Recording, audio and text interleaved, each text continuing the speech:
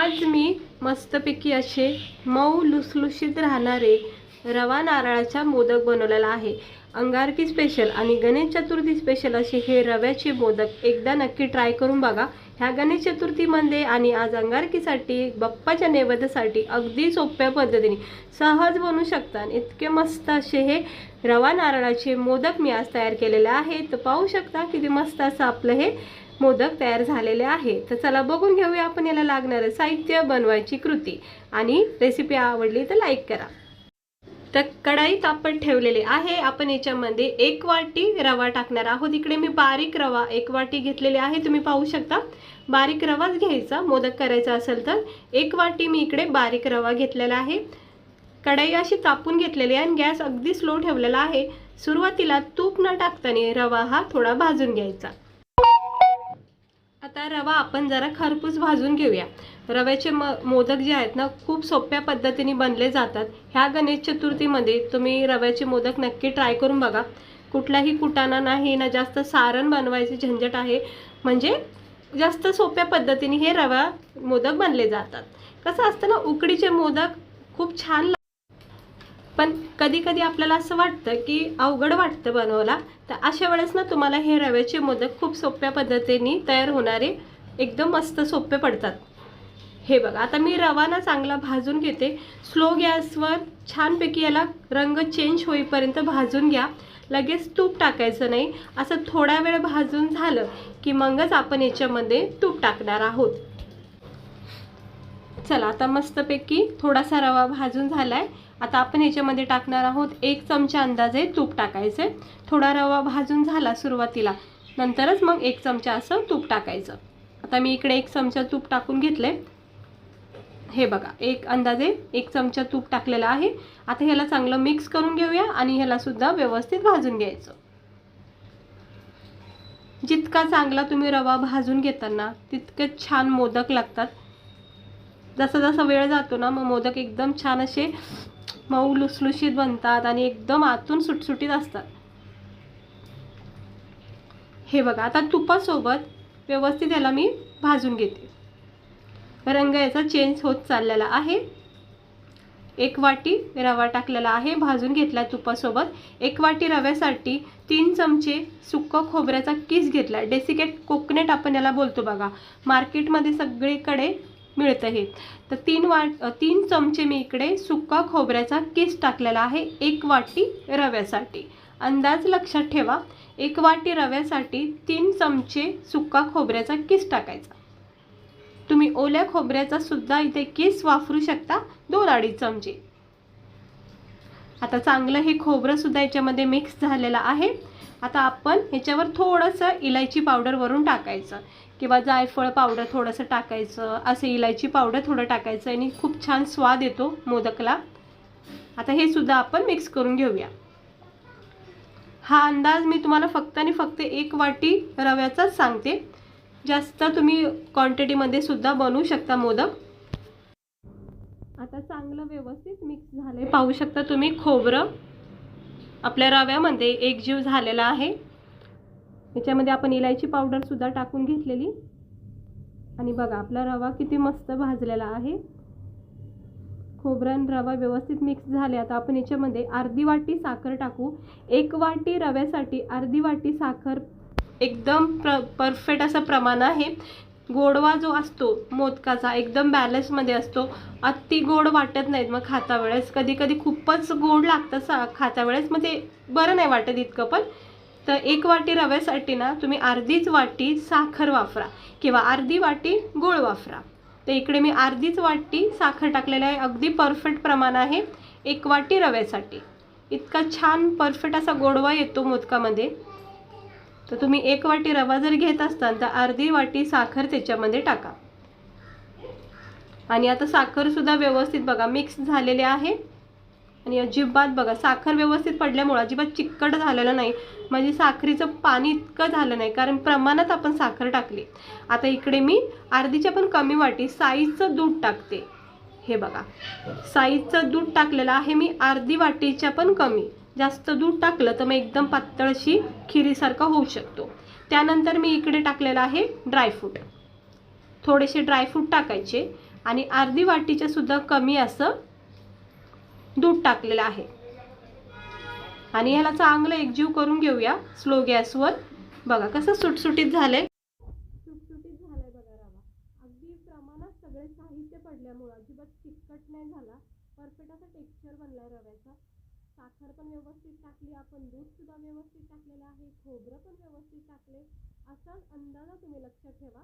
जर 1 वाटी रवा घेत असाल तर एकदम छान मोदक तयार होतील तुमचे रव्याचे. आता बघा व्यवस्थित झाले. याला मी प्लेटमध्ये काढून घेऊया, थंड करून घेऊया. जास्त काय आता याला गॅसवर ठेवायचं म्हणजे कढईमध्ये, जास्त साखर गरम ह्याच्यामध्ये वितळली जाऊ शकते आणि मग चिकटपणा ह्याच्यामध्ये तयार होऊ शकतो. त्यामुळे मी आता हे प्लेटमध्ये काढून घेतलेलं आहे. तुम्ही बघू शकता. आता हे गरम आहे, थोडं याला थंड करायचं, लगेच नाही बांधायचं, थोडंसं थंड करायचं. थंड केल्यामुळं हे मोकळे सुटसुटीत होतात आणि मग मोदक हे खूप छान तयार होतात. तर असं मोकळं करायचं, याचा दाना दाना असं जरा व्यवस्थित सुटसुटीत करायचा. कारण हे गरम असल्यामुळं कसं चिटकलेलं असतं, त्यामुळे ह्याला असं सुटसुटीत करायचं हलक्या हाताने. आणि थोडा याचा टेम्परेचर म्हणजे गरमपणा कमी होऊन द्यायचा. मग आपण तूप वगैरे हाताला लावून मोदक बनवायचे. आता हे बघा झालं आहे थंड. तुपाचा हात घेतलेला आहे आणि लहान मोठे जसेही आवडते तसे मोदक बनवा. आता मला बनवायचे 11 मोदक. बघूया किती तयार होतात.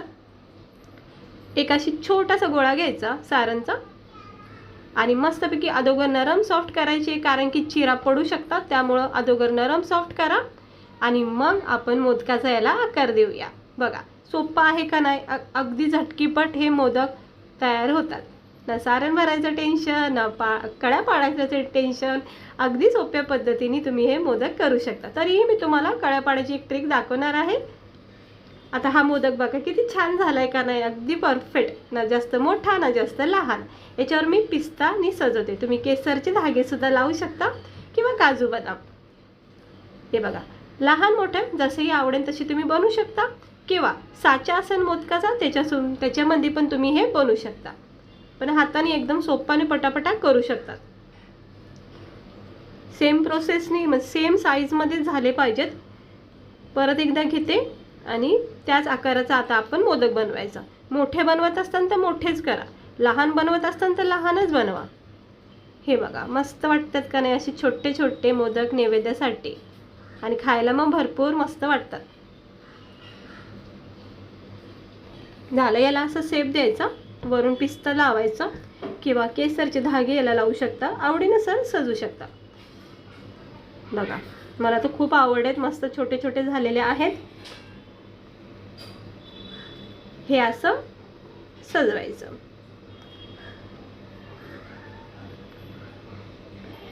मस्तपैकी तयार झालेला आहे आपला रवा मोदक. बघा मस्त वाटतोय का नाही. आता मी अशी बनवून घेणार आहेत 11 मोदक तरी.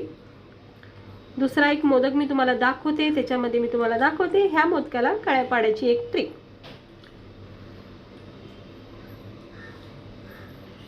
आता हे असे पुन्हा एकदा घ्यायचं बॅटर, याला नरम सॉफ्ट करायचं तळ हातावर, जेणेकरून काय होतं मोदकाला चिरा पडत नाहीत, मग दिसायलाही छान वाटतात. अगदी लुसलुशीत मऊ लुसलुशीत वाटतात. हे बघा किती मस्त वाटते का नाही. बघा असं करायचं. आणि ह्याला आता कळ्या जर पाडायच्याच असतील डिझाईन वगैरे तर मी तुम्हाला दाखवते. हा जो चमचा असतो बघा आपला पोहे खायचा, हा घ्यायचा. इकडून ह्या साईडून किंवा ह्या साईडून इकडून जसं तुम्हाला सोपं जाईल तसं असं ह्याला असे लाईनी पाडा. म्हणजे कळ्या बघा बघू शकत असाल तुम्ही, ह्या कळ्या पडतात, सुंदर पडतात. चांगलं प्रेस करायचं हलक्या हाताने, खूप मस्त कळ्या पडतात. हीच कळ्याची ट्रिक मी तुम्हाला उकडीच्या मोदकमध्ये दाखवणार आहे. लवकरच मी तो रेसिपीसुद्धा व्हिडिओ दाखवणार आहे. तर आता मी कळ्या पाडून घेतल्यात. आता याच्यावर परत एकदा मी पिस्ता लावते आणि सगळे मोदक जे आहेत ते करून घेते. इकडे बघा तुम्ही आपलं हे गणपती बाप्पाच्या नैवेद्याचं ताट कसं झालंय तयार. गुलाबाच्या पाकळ्या टाकून जरा सजून घेतलेलं आहे. आणि आपले हे रवा मोदक तुम्ही पाहू शकता किती मस्त झालेत का नाही. अगदी परफेक्ट, कुठलाही जास्त काही कुटाणा न करता अगदी सोप्या पद्धतीने हे रवा मोदक तयार होतात. खायला इतके छान मऊ लुसलुशीत, दिवसभर नरम सॉफ्ट राहतात.